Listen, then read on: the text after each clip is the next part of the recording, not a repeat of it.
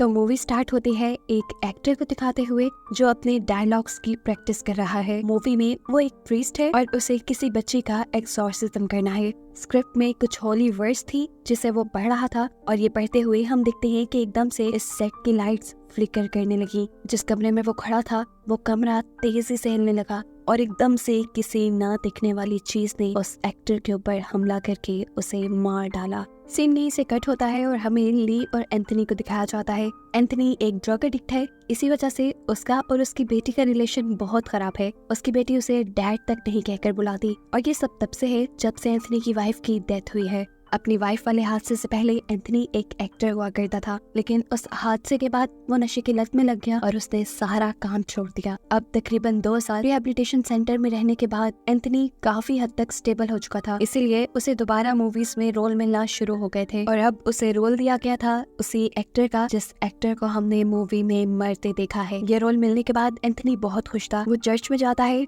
और कन्फेस करता है उसने अपनी लाइफ में बहुत सारी गड़बड़ियां कर दी थी। अपनी वाइफ के मरने के बाद उसने अपनी फैमिली खराब कर दी, नशे में पड़कर अपनी बेटी से वो दूर हो गया, लेकिन अब वो सब ठीक करना चाहता था। वो पहले की तरह काम करके अपनी बेटी के करीब आना चाहता था और साथ ही अपनी वाइफ की सोल को सुकून देना चाहता था। एंथनी अब घर आता है जहाँ वो और ली काम के बारे में बात करते हैं। ली के पास भी कोई जॉब नहीं थी, इसीलिए वो अपने डैड गिनी एंथनी की पर्सनल असिस्टेंट बन गई। फिर अब शूटिंग स्टार्ट हो जाती है। ली शूटिंग पे अपने डैड के साथ आया करती थी, जहाँ उसे मूवी की लीड कैरेक्टर ब्लेक भी मिली, जिसके साथ उसकी अच्छी खासी दोस्ती हो गई। ब्लेक उसे ये पूरा सेट दिखाती है और ये लोग जब एक जगह से गुजरते हैं जहाँ 2 रोबोट रखे हुए थे, तो ली को देखते ही एक रोबोट अजीब तरह से स्पार्क करने लगा। खैर शूटिंग अब शुरू हो जाती है और एंथनी शूटिंग से पहले शूटिंग सेट पर मौजूद टूरिस्ट से अपने कैरेक्टर के बारे में कुछ बातें करता है। ये लोग जब बाइबल की कुछ वर्स के बारे में बातें कर रहे थे तो हमने नोटिस किया कि एंथनी के नाक से खून आने लगा, लेकिन एंथनी ने इस बात को नजरअंदाज कर दिया, ये समझते हुए कि ये उसकी मेडिसिन का साइड इफेक्ट हो सकता है। आज की सीन्स काफी अच्छे से कवर हो जाती है, जिसके बाद ली और एंथनी अपने घर आ जाते हैं। आधी रात में ली जब अपना फोन यूज कर रही थी तो तब उसे अपने लॉन्च में से अजीब किसी चीज के खड़कने की आवाज आई और जब चेक करने गई तो दूसरे कमरे का दरवाजा लॉक था। तभी उसके किचन का नल किसी ने ऑन कर दिया। जैसे ही उसने किचन में जाकर नल बंद किया तो उसे लॉक खुलने की आवाज आई। वो दरवाजा अब खुल चुका था जो पहले लॉक था और अंदर कोई भी नहीं था। वो इन सब चीजों को इग्नोर करके अपने रूम में जाने ही वाली थी, लेकिन तभी उसे एंथनी यानी उसके डैड कॉरिडोर में खड़े दिखाई दिए। ली उसके पास गई, वो कुछ बड़बड़ा रहा था। ली उसे पकड़ कर झंझोड़ देती है, जिसकी वजह से एक मर्तबा के लिए एंथनी घबरा जाता है, लेकिन फिर उसे लगा कि शायद वो नींद में चल रहा था। अगले दिन एंथनी जब शूटिंग के लिए जाता है और डायलॉग प्रैक्टिस कर रहा होता है तब वो ये सब अच्छे से नहीं कर पा रहा था। डायरेक्टर भी अब गुस्सा हो गए थे। डायरेक्टर से कहते हैं तुम अपनी जिंदगी में होने वाली हर बुरी चीज को याद करो, शायद फिर तुम अपनी दुखिया एक्सप्रेशन अच्छे से दे पाओगे। और यहाँ पर हमें उसके बचपन का एक फ्लैशबैक दिखाया जाता है जब वो कॉन्वेंट में रहा करता था और फादर वहाँ के बच्चों को अब्यूज करते थे। खैर एंथनी दोबारा अपने डायलॉग्स की प्रैक्टिस शुरू कर देता है। इस मरतबा जैसे ही उसने ये डायलॉग्स वाले पेपर्स खोले तो उसके अंदर कुछ ना कुछ लिखा हुआ था। अंदर डीमन की ड्राइंग्स बनी हुई थी और लिखा हुआ था एंथनी इस मरतबा तुम्हें मुझसे कोई नहीं बचा सकता। वही डायलॉग्स वाले पेपर रखकर अपनी ड्रॉ खोलता है कोई चीज लेने के लिए, तो ड्रॉ में उसे एक क्रूसीफिक्स दिखता है। क्रूसीफिक्स को दिखाते ही एकदम से फ्लैशबैक में उसके बचपन की जिंदगी भी दिखाई जाती है, जहाँ पर ऐसा ही क्रूसीफिक्स पहले उसके पास हुआ करता था। अब थोड़ी देर में ली यहाँ पर आती है और उससे पूछती है कि आपको प्रॉब्लम कहाँ पर आ रही है, आप डायलॉग क्यों नहीं डिलीवर कर पा रहे। तब एंथनी कहता है कि मैं बाइबल की होली वर्स को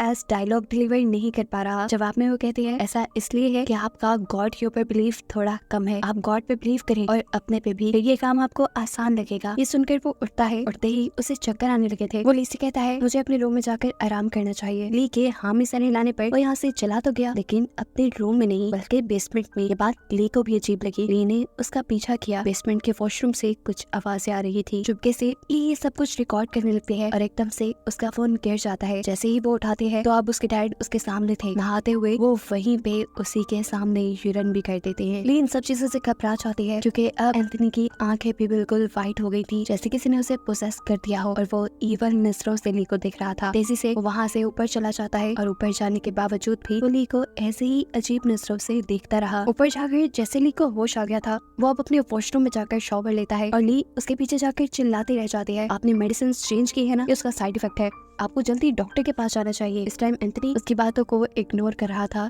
जबकि हम उसकी बॉडी पे काले धब्बों को देख रहे थे, जो इस बात की कंफर्मेशन थी कि वो किसी इवल चीज के पोजेशन में है, यानी किसी बुरी ताकत ने उसे अपने कब्जे में ले लिया है। ये निशान जैसे कुछ ही सेकंड के लिए उसकी बॉडी पे आए थे और फिर चले भी गए। मूवी सेट पर डायरेक्टर, प्रोड्यूसर और किसी भी को एक्टर को एंथनी की एक्टिंग पसंद नहीं आ रही थी, इसीलिए वो अपसेट होकर दोबारा ड्रिंक करने लगता है। जबकि यहाँ फादर ली से सवाल करते हैं, क्या इस मूवी में जो कुछ हो रहा है तुम्हें इस पे बिलीव है? ली जवाब में कहती है, पहले तो नहीं था, लेकिन रात जो मैंने देखा है उसके बाद कुछ कुछ यकीन हो रहा है। इसके बाद ली जब घर आती है तो देखती है कि एंथनी उससे पहले ही घर आ चुका था। उसके हाथ बुरी तरह जख्मी थे, जिसमें से खून बह रहा था और मुंह का भी तकरीबन यही हाल था। उससे मिली उससे कहती है, आपने दोबारा ड्रग्स शुरू कर दी, उसी लाइफ में वापस चले गए जिससे मुझे नफरत थी, इसलिए अब मैं आपके साथ नहीं रहूंगी। ये सुनकर वो गुस्से से पागल हो गया, इतनी जोर से चिल्लाया कि वहाँ कमरे में मौजूद सभी कांच की चीजें टूट गई और फिर अजीब भयानक से तरीके से चलते हुए अपनी बेटी के सामने आया। पुलिस से कहता है, कहाँ जाओगे तुम? तुम्हारे पास ना स्कूल है ना माँ है, बचा में तुम मेरे पास ही रहोगी। ये सुनकर ली बुरी तरह डर जाती है और गुस्से में कहती है,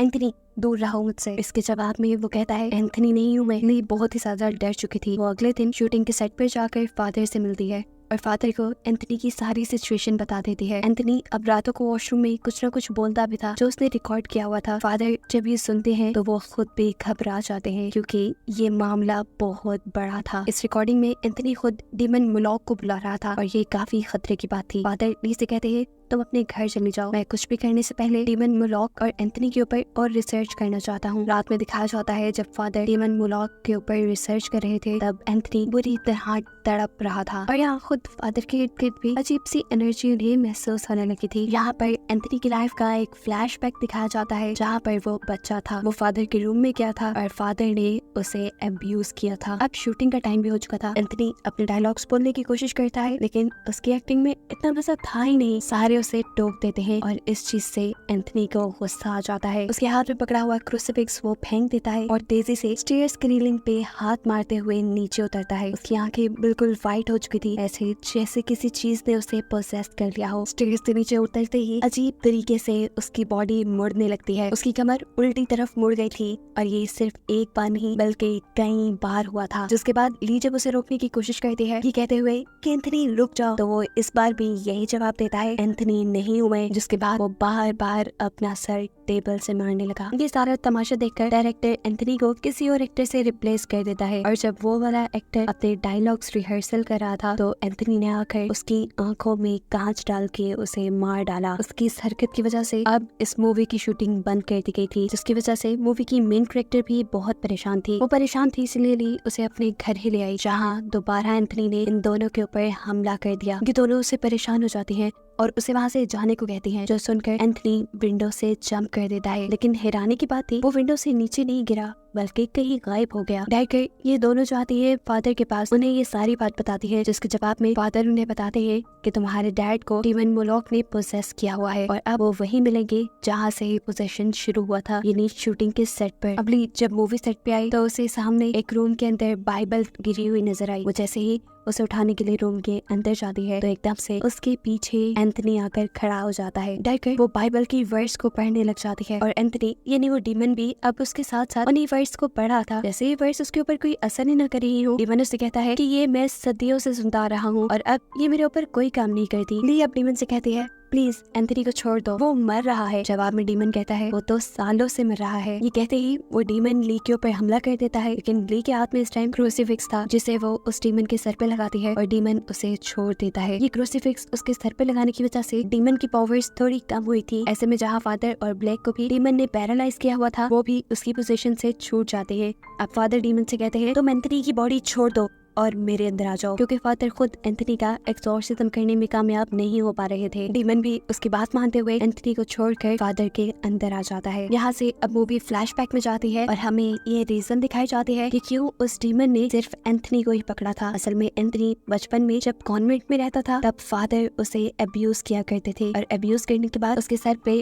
उल्टा क्रॉसिफिक्स बना देते थे, यानी वहाँ पर गॉड को माना नहीं जाता था, वहाँ पर डीमन की वर्शिप होती थी। डीमन की यानी कहीं शैतान की पूजा की जाती थी। ये ट्रॉमा बचपन से अब तक एंथनी के दिमाग में था और यही उसकी कमजोरी बनी, जिसकी वजह से डीमन ने उसको पोजेस कर लिया। सीन दोबारा प्रेजेंट में शिफ्ट होते हैं, जहाँ अब फादर की बॉडी में वो डीमन है। फादर को बचाने के लिए एंथनी यहाँ होली क्रूसीफिक्स उठाता है और बाइबल की वर्स पढ़ना शुरू कर देता है। अब उसकी वर्स डीमन के ऊपर असर दिखा रही थी, क्योंकि वो बचपन वाले अपने ट्रॉमा से अब निकल चुका था और गॉड के ऊपर बिलीव रखते हुए ये वर्स पढ़ रहा था, और ऐसे वो डीमन कमजोर होकर फादर को छोड़ देता है। कहानी के आखिरी सीन में हमें एंथनी और ली को दिखाया जाता है, जो अब अपनी लाइफ नॉर्मल गुजार रहे थे। एंथनी रोज चर्च जाने लगा था, जबकि ली अपने साथ हुए इस सारे वाक्य की स्टोरी लिख रही थी और इसके ऊपर वो एक फिल्म बनाना चाहती थी, जिसे दिखाते हुए ये कहानी यहाँ खत्म हो जाती है।